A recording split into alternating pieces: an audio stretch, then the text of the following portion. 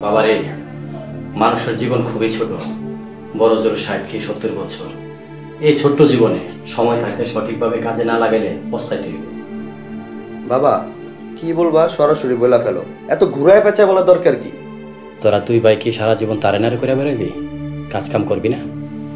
বাবা কি কইলা? আমার তো এসব চাকরি বাকরি হইব না। তাইলে ব্যবসা কর, বাজারে দোকান দেয়া দে, দোকানদারি কর।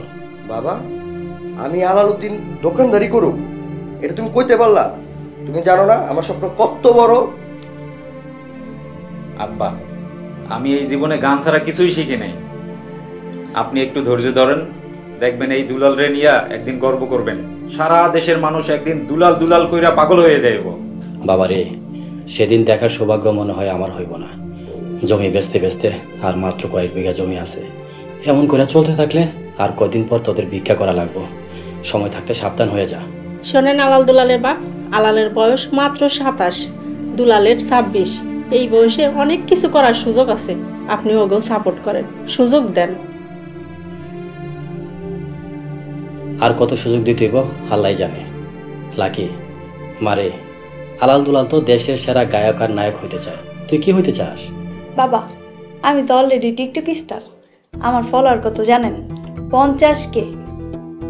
আপনি আমার এলা কোনো টেনশন করেন না। সবাই তারকা হইতে চায়। বাবার দায়িত্ব সন্তানরা ভুল করলে তাদেরকে বোঝানো। আমি আমার দায়িত্ব পালন করব। তোরা যদি নিজেদের জীবন নিজেরা নষ্ট করস, এর পরিণাম তোদেরই ভোগ করতে হইব। আল্লাহ তোদের সঠিক জ্ঞান বুদ্ধি দান করুক। মা এইসব কি?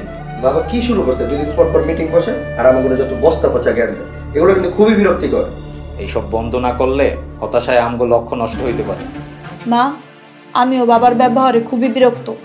এরপর থেকে এইসব মিটিং ফিটিংয়ে আমার না রাখলে আমি খুব খুশি হব। তোর বাবা সারা জীবন এরকম বক বক করে, এখন তো বয়স হয়েছে, আরো বেশি বক বক করে। তোরা ওনার কথায় কান দিস না, এক কান দিয়ে ঢুকাস আর এক কান দিয়ে বাইর করে দিস। যা তোরা রেস্ট নে।